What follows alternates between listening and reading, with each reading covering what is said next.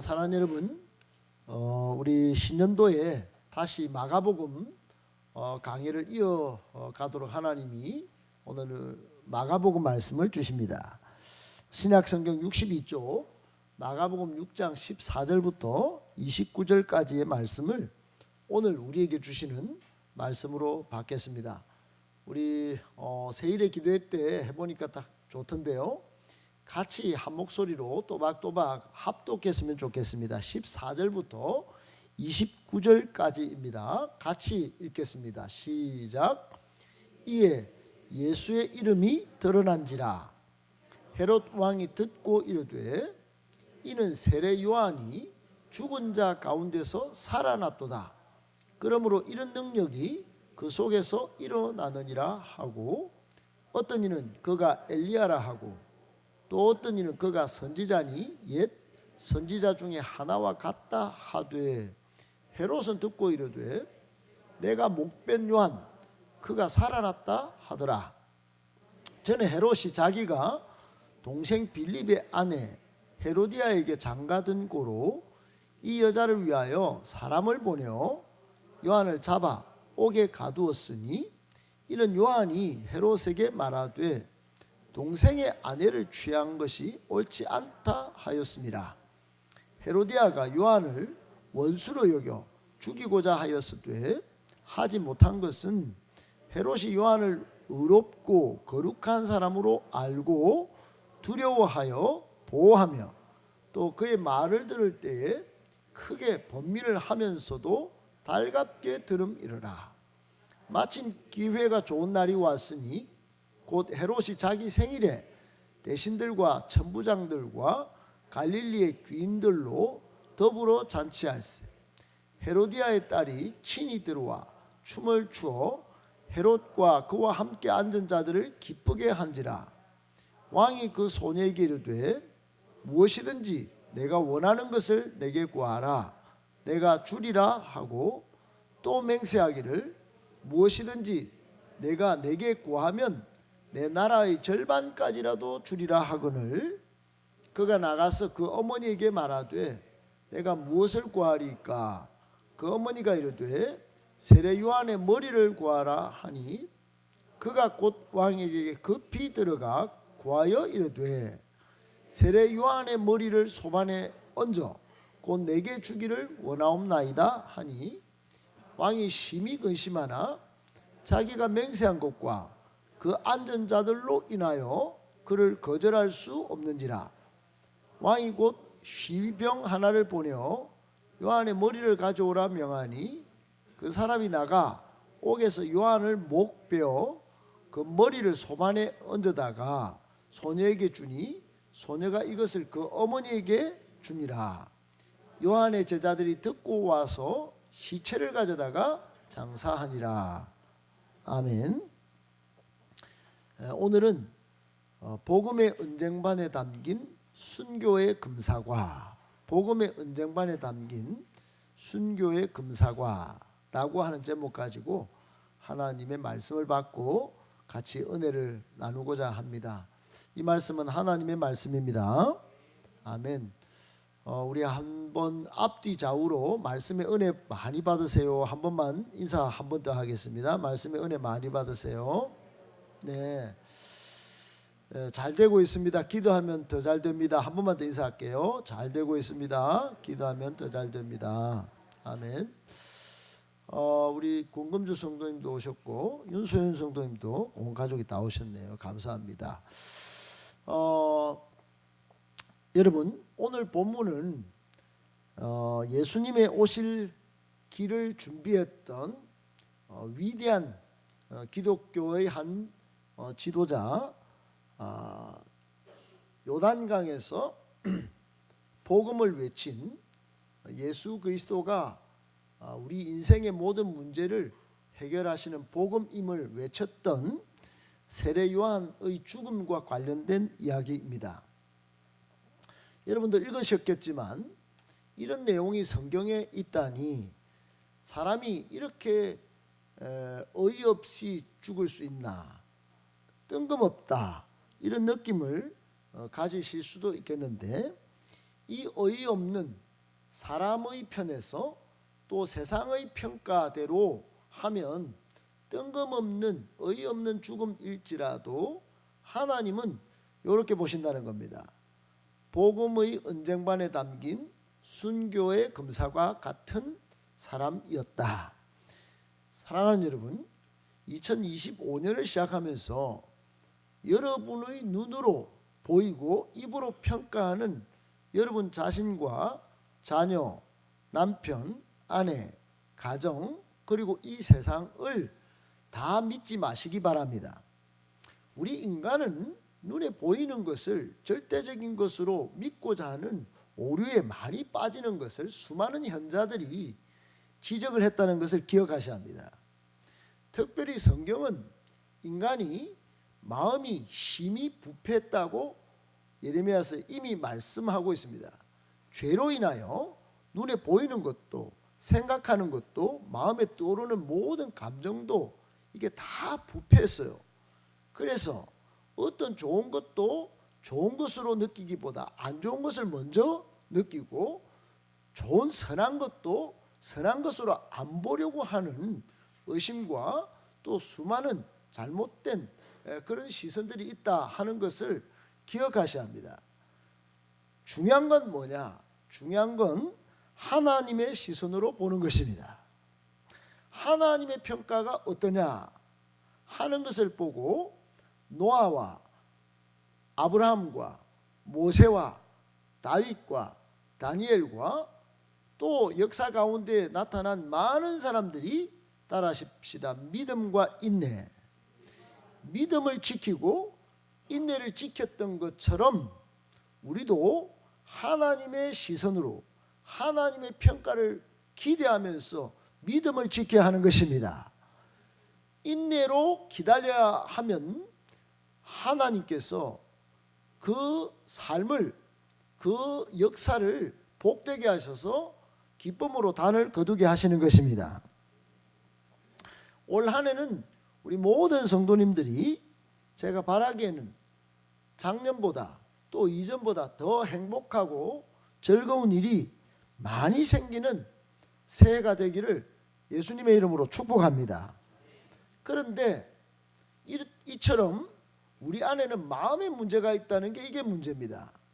여러분, 아무리 설교를 들어도 아무리 교회를 다닌답시고 교인이라고 칭함을 받아도 마음에 문제가 생기면 마음그릇이 정말 예수님의 보혈로 다 씻음받아서 바다와 같은 마음으로 예수님께서 명령하신 원수까지도 사랑할 수 있는 마음이 아니고 종기 그릇 같으면 큰 것들이 떨어지면 넘쳐버리는 거예요.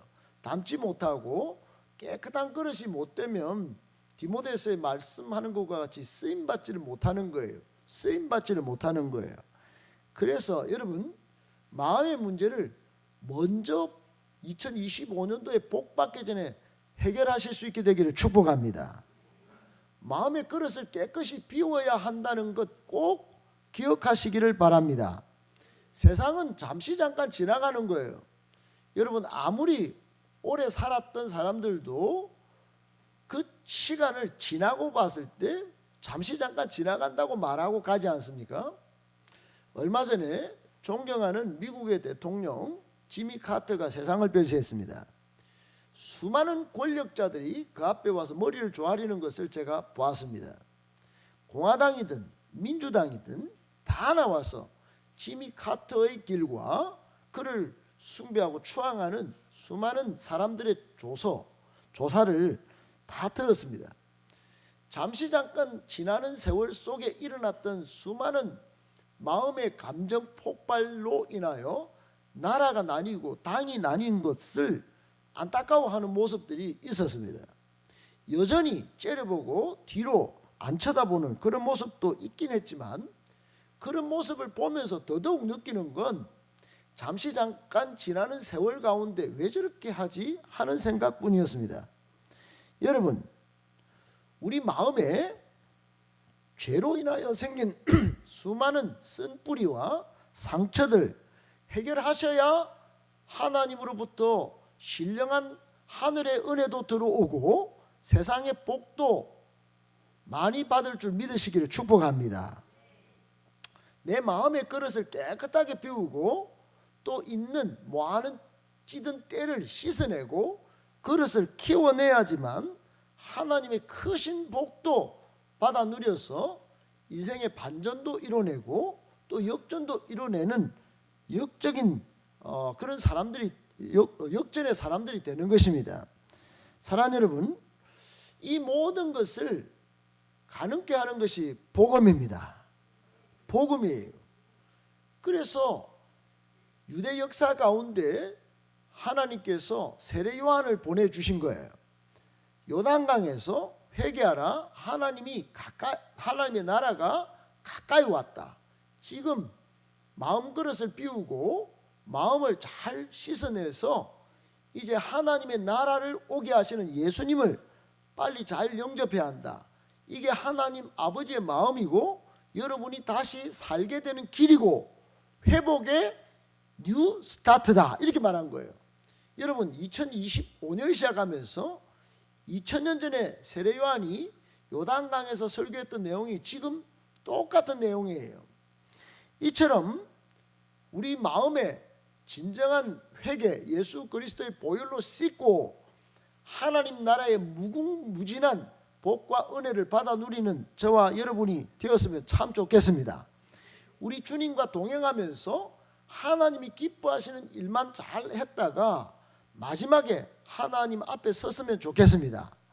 여러분 이 세상은 잠깐 지나는 거예요.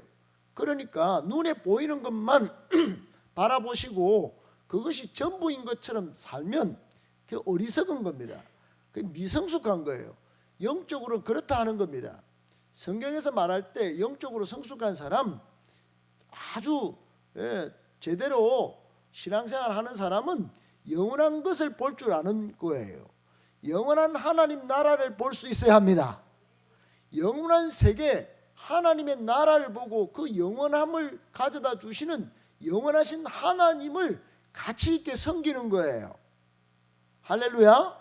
내가 섬기는 것, 이 세상에 아무리 화려하고 샤방샤방 빛나는 것 있어도 다른 사람은 그것은 최고로 높여도 나는 아니에요.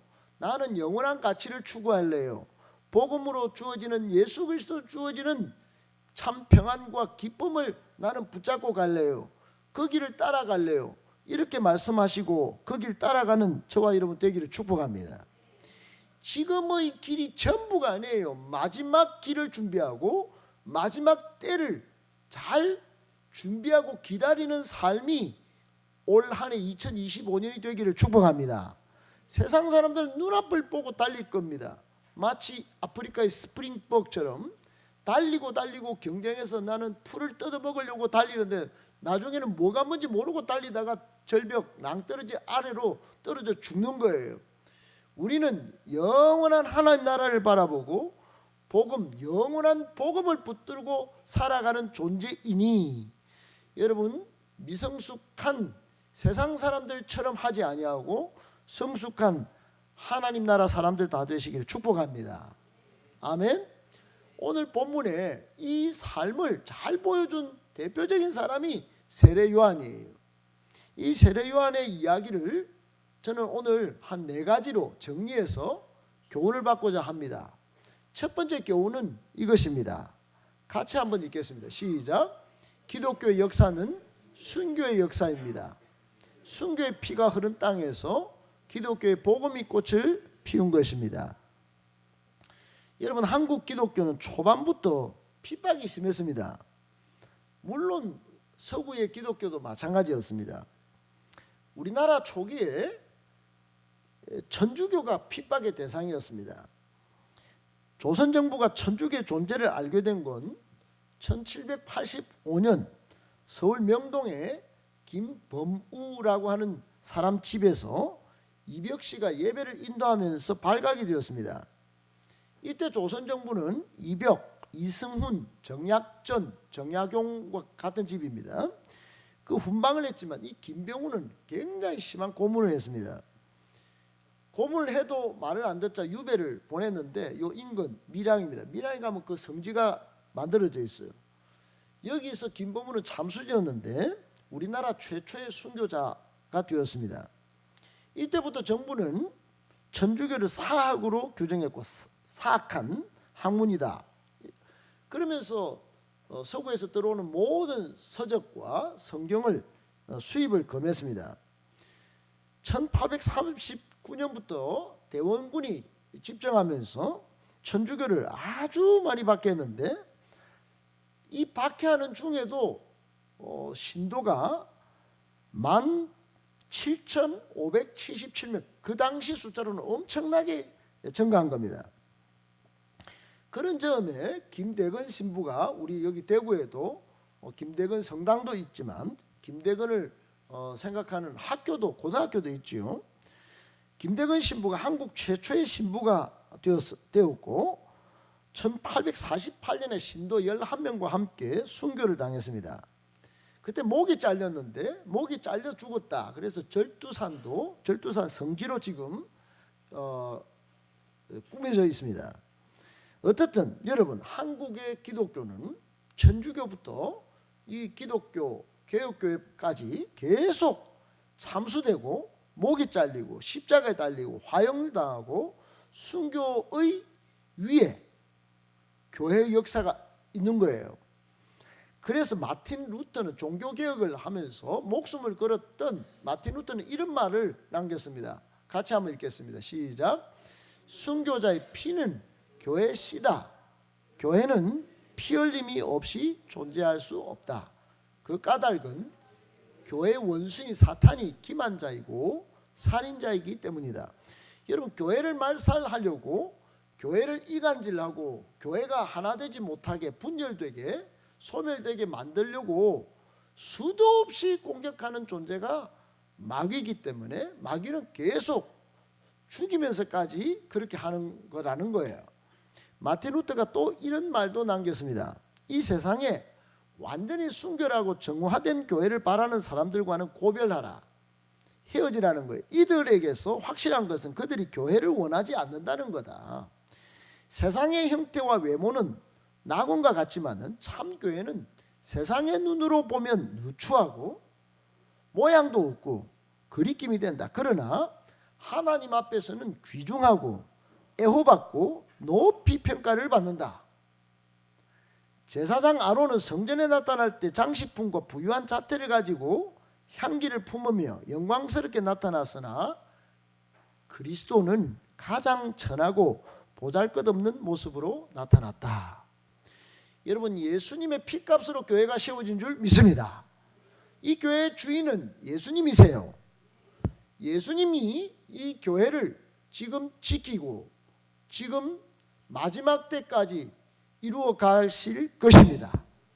사람의 눈으로 보면 교회가 여러분 어떤 모습으로 보일지 몰라도 항상 주님의 눈, 하나님의 평가가 중요한 것이에요. 미국의 에머슨 파스틱이라는 설교가가 미국 사람들이 교회 나가는데 4가지 동기가 있다고 이야기했어요. 첫째는 생활 습성이나 관습 때문에 나가는 거예요. 이거는 아마 나가주는 거겠죠. 그냥 습성 관습 때문에 집에서 하는 거니까 그냥 교회 나가주는 거예요. 두 번째는 목사님 설교 때문에 설교 들으려고 가는 거예요. 마음에 듣기 좋고 귀에 들려오는 그런 설교 들으러 가는 거예요. 하나님의 말씀이기보다도. 셋째는 교회란 좋은 곳이라 하니까 그냥 교회 나가서 활동하면 사회도 인정받을 거고 좋은 관계 네트워킹이 생길 것이기 때문에 나간다는 거예요. 네 번째는 일시적 위안이라도 얻기 위해서 교회 나간다 그랬습니다. 여러분, 이런 것들을 오늘날 일컬어서 번영복음이라고 그래요. 제가 신학을 연구하면서 특별히 번영복음에 대해서 논문을 몇 편 썼습니다. 소논문을. 이 번영복음은 진짜 복음을 정말로 방해하는 겁니다. 기독교 역사 가운데 가짜인 이 번영복음이 진짜 복음을 훼손하고 성도를 건강스럽게 못하고 건강한 교회를 세우기보다 외형적으로만 화려하고 사람 수만 가득가득 교인만 채워놓고 그렇게 하다가 기독교 부흥의 나라라고 일컬어졌던 영국이 지금 교회가 없어진 상황이 된 겁니다. 이 책의 저자는 미국에 있는 260개 수만 명 나오는 대형 교회들 중에 약 50여 개 교회가 번영 복음만 전하고 있다고 평가를 했어요. 많은 평가가 책을 통해서 이것을 꼬집고 있습니다. 그저 번영 복음의 핵심은 뭐냐? 진짜 복음을 가리는 건강만 이야기하는 거예요. 또 부만 이야기하는 거예요. 또 행복만 이야기하는 거예요. 우리나라에 잘 소개된 대표적인 목사는 조엘 오스틴입니다. 이 사람이 설교하는 모든 이야기의 주제는 거의 건강, 부, 행복이에요. 이걸 듣기 위해서 미국의 달라스에서 휴스턴까지 봉고차로 왕복 10시간 운전해서 오는 무리가 있다고 합니다. 아버지 목사 때 8,000명이던 것이 지금은 물려받아 4만 명 정도가 출석한다고 하니 실질적으로 미국에서 가장 많이 모이는 교회라고 할 수 있겠죠. 폭발적 부흥을 부러워하는 움직임도 없지는 않습니다. 중요한 건 모이는 숫자가 아닌데도 말입니다. 중요한 건 모이는 숫자가 아니라 지금 평가받기로는 이 조엘 오스틴에게 복음이 없다. 복음이 없다.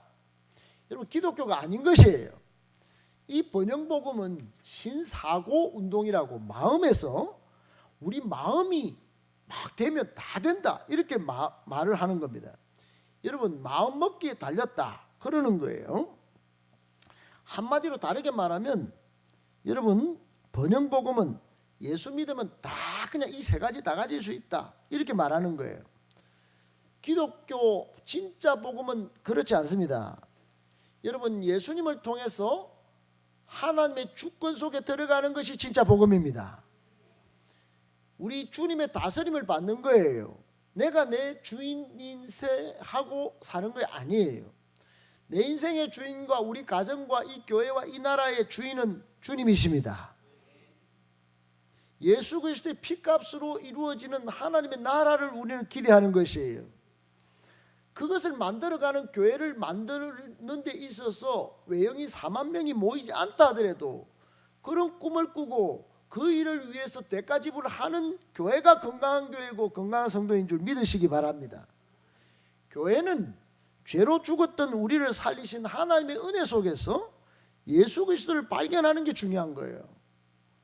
그 예수님을 발견하고 거기서 또 은혜 받고 은혜를 확장하고, 여러분은 지금 무엇 때문에 교회를 다니십니까? 2025년도를 시작하면서 모두에도 말씀드렸지만 현세를 보고 사시기보다 마지막 때를 바라보고 사시기를 축복하고, 또 영원하지 않는 이 세상에 유한하게 있다가 사라지는 것보다도 영원한 것, 하나님 나라, 영원한 가치, 복음을 붙들고 추구하며 살아가시기를 예수님의 이름으로 축복합니다. 그런 삶을 살았던 세례 요한이 오늘 죽었어요. 그래서 오늘 두 번째 교훈은 이렇게 잡고 싶은 겁니다. 비교해서 볼 때 같이 읽겠습니다. 시작. 세례 요한의 죽음으로 악은 승리한 것처럼 보입니다. 하지만 하나님은 그의 삶과 죽음은 헛되게 하지 않으십니다.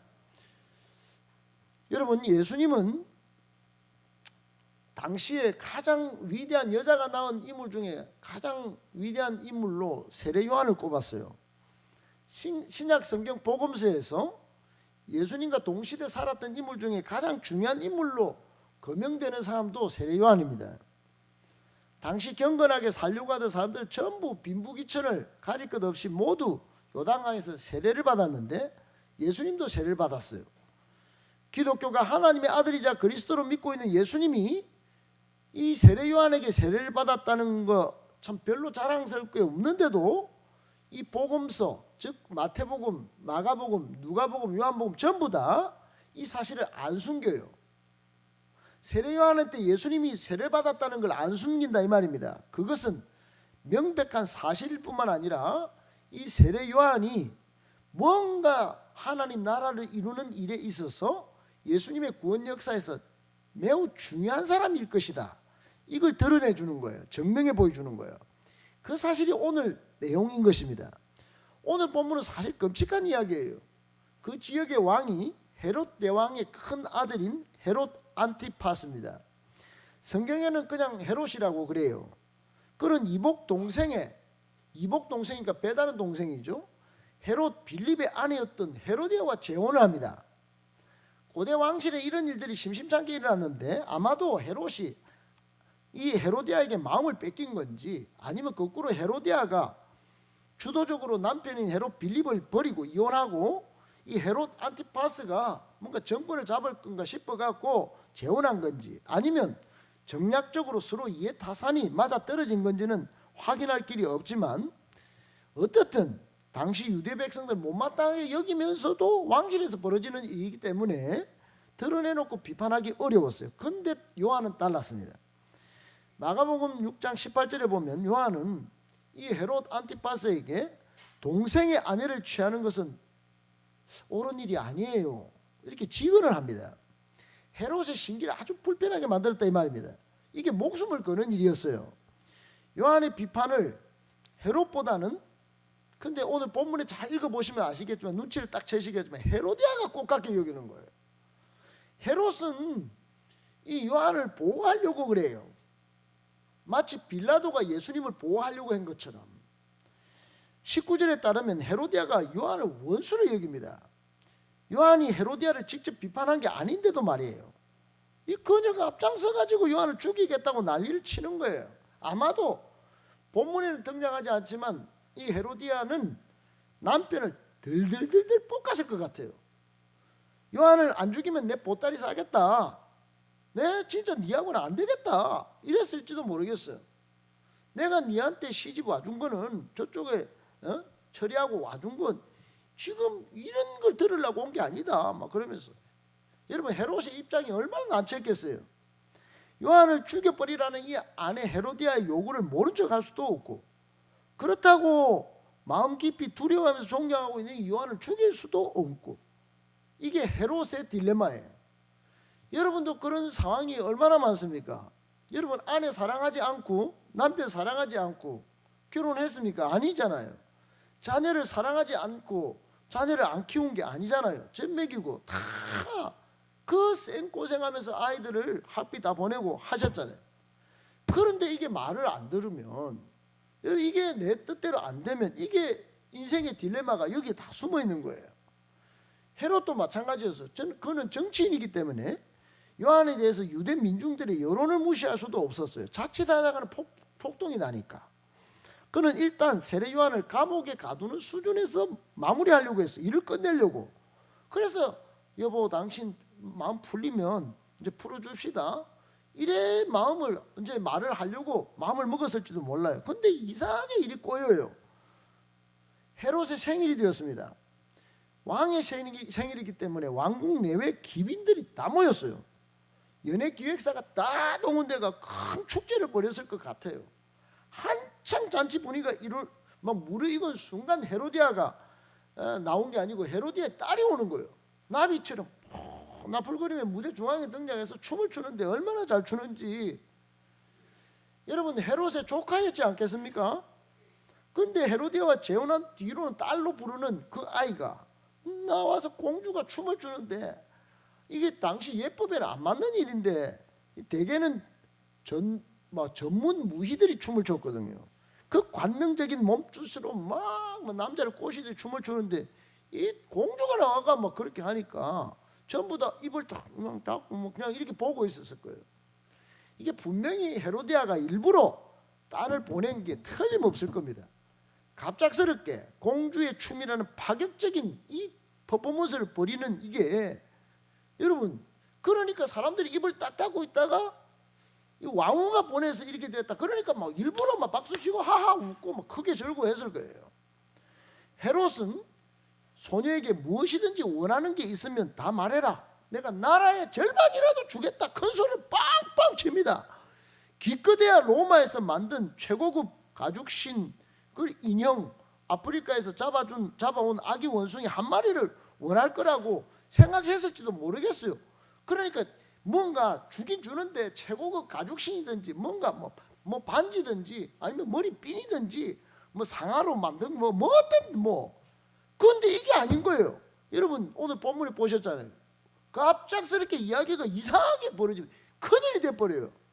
소녀가 어머니 헤로디아에게 쪼르륵 가서 조언을 구하는데 헤로디아는 아무도 감히 상상조차 하지 못할 일을 딱 시키는 거예요. 24절에 뭐라고 합니까? 세례 요한의 머리 빼와라. 머리를 구해라. 머리를. 여러분 여자가 하늘 뿜으면 5, 6월에도 서리가 내린다는 우리나라 속담이 옳은 걸까요? 와, 헤로디아가 자기 재혼을 비판한 선지자 요한을 도저히 용서할 수 없었던 것처럼 보이는 거예요. 축제가 열리는 그 순간에 요한을 없앨 궁리를 마구마구 몰두해가지고 집념으로 그걸 지금 자기 딸한테 지금 춤을 추게 만들어가지고 그걸 지금 감동을 만들어가지고 퍼포먼스 해가 지금 만들어낸 거예요. 헤롯이 딜레마에 빠져도 어쩔 수 없이 안 좋은 선택을 합니다. 감옥에 갇혀있는 요한의 머리를 빼와라 이렇게 명령을 내려요. 예, 기계처럼 명령을 수행한 시병이 피가 흥건한 요한의 머리를 쟁반에 이렇게 얹어옵니다. 살로메라고 이름 붙여진 이 소녀에게, 이 공주에게 주는 거예요. 많은 화가들이 이 장면을 그렸는데 소녀는 그것을 누구한테 갖다 바쳤겠어요? 어머니한테 쪼르륵 또 가져갑니다. 그 순간에 헤로디아의 얼굴이 보이는 겁니다. 저는 이 헤로디아가 이야 득이양양한 거예요. 왜? 세례 요한의 머리를 뺐다 내가. 이야 이거 내를 막 원수처럼 여기다 이거 목 뺐다. 여러분 이쯤 들어보시니까 이거 헛죽음이네, 개죽음이네. 이거 야 진짜 이거 어이없다. 이거 뜬금없는 죽음이네. 누구나 그렇게 생각합니다. 누구나 교회 다니고도 2024년이 지나도 풀리지 않는 내 인생의 문제, 우리 가정의 문제, 우리 자녀의 문제. 목사님은 그렇게 가정을 꾸며가지고 그게 가정입니까? 예, 여러분 저는 저에게 들리지 않는 사탄의 음성이 얼마나 많이 들리는지 몰라요. 그런데 여러분 제가 복음을 전하지 않고 이 목회를 안 하고 그 음성에 쫄이가지고 매막 그냥 넘어져서 그랬다면 오늘날 우리 큰아들이 지금 어제도 교회 오고 지금 나오려고 하는 준비를 하고 이런 일을 경험도 못했을 것입니다. 그 아들이 엊그제 사람들에게 이야기합니다. 엄마 아버지가 변하는 것 같아요. 그래서 저도 나오려고 지금 하고 있어요. 이러는 겁니다. 할렐루야. 여러분 그 순간에 헤로디아의 표정이 어땠을까? 특이양양했어요. 세상도 마찬가지입니다. 저 바깥의 사람들은 좀 가졌네, 이뤘네, 뭐 내가 좀 자녀가 잘 됐네, 특이양양할 거예요.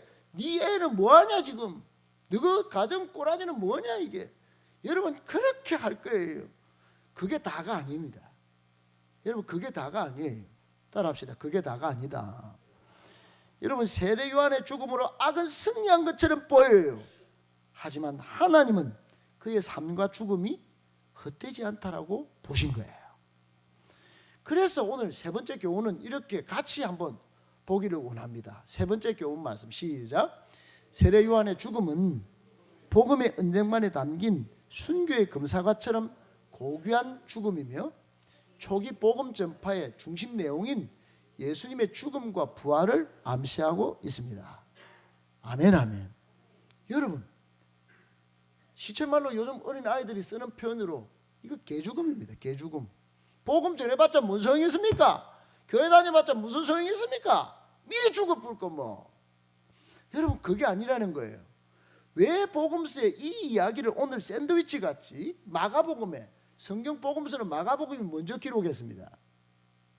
마가복음에 이 이야기를 왜 넣습니까? 이거 이렇게 안 보는 게 낫겠어요. 차라리 승리한 이야기, 좋은 이야기 얼마나 많은데 예수님에 관한 이야기가.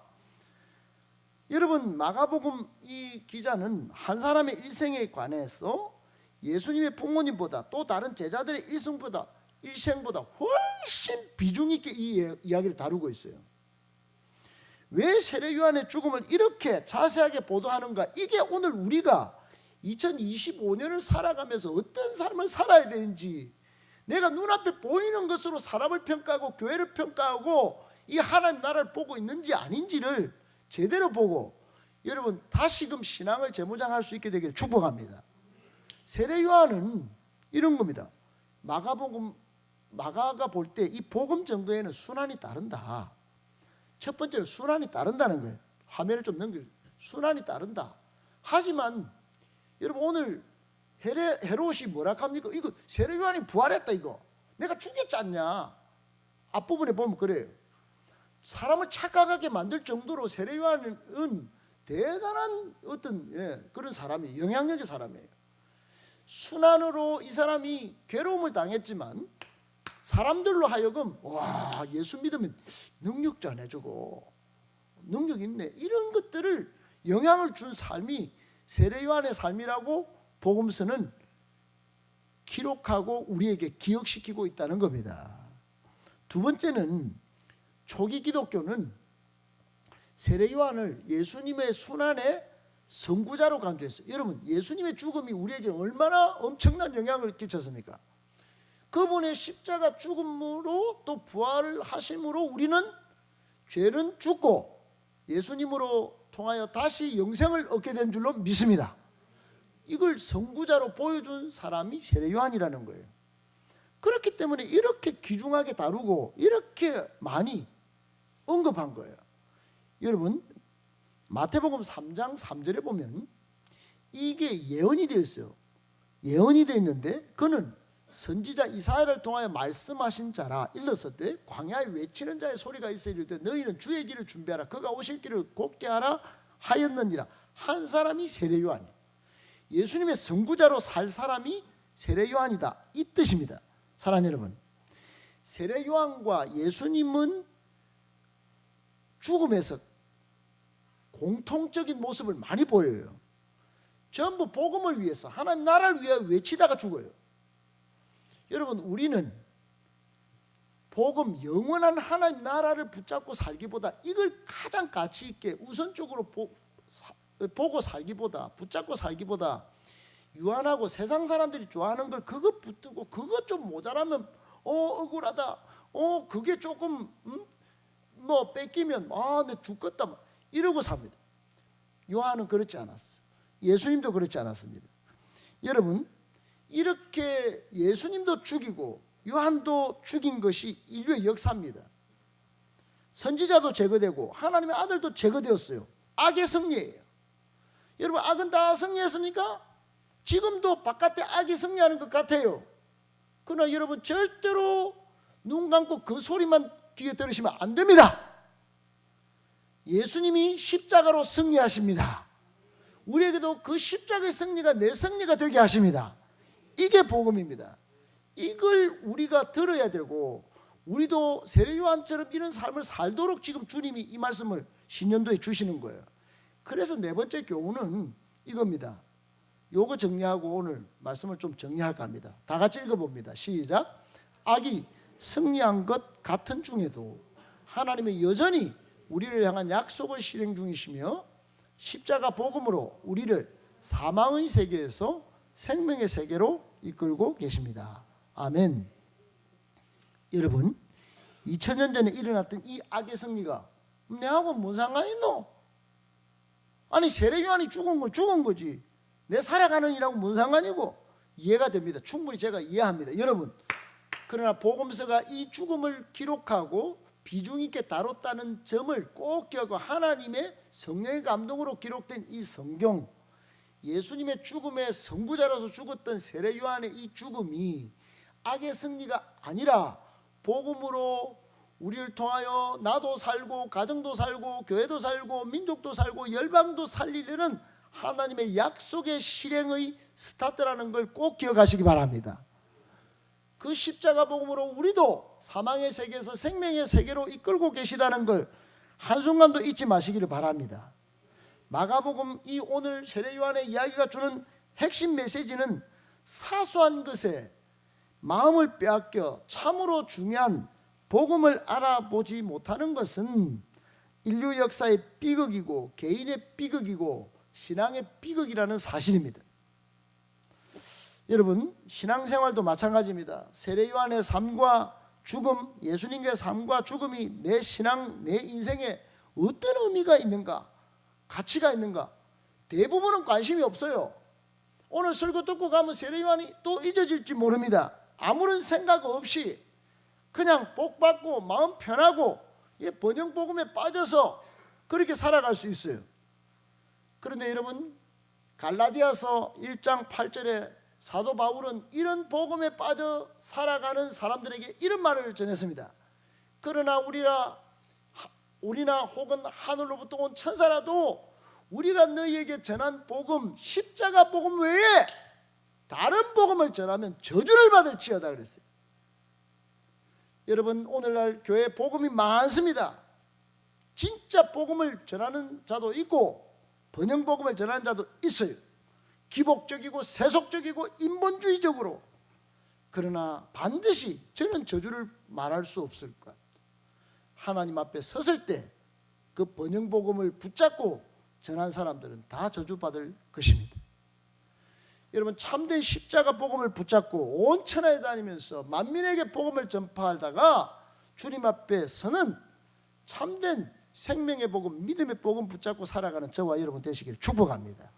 세상 사람들은 고린도전서 1장 18절에 이래요. 십자가의 도가, 고린도전서 1장 18절 띄워주세요. 그 뒤에 뭐하고 있노? 다 같이 시작. 십자가의 도가 멸망하는 자들에게는 미련한 것이요 구원을 받는 우리에게는 하나님의 능력이라. 아멘. 여러분 인간에게는 구원의 능력이 없어요.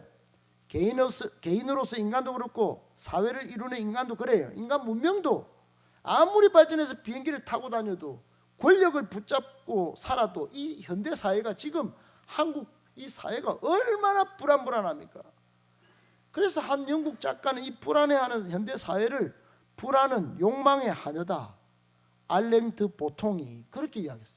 불안은 욕망의 하녀다. 그 뒤에 영상 둘이 이야기하지 말고 화면에 집중해줘. 마지막 결론을 좀 내고 싶은데 여러분 자 결론을 좀 말씀드리겠습니다. 예수님은 이 땅에 오셔서 우리를 불안 속에서 해방시키시고 자유케 하시고 구원의 생명을 주십니다. 참된 안식과 평안을 주십니다.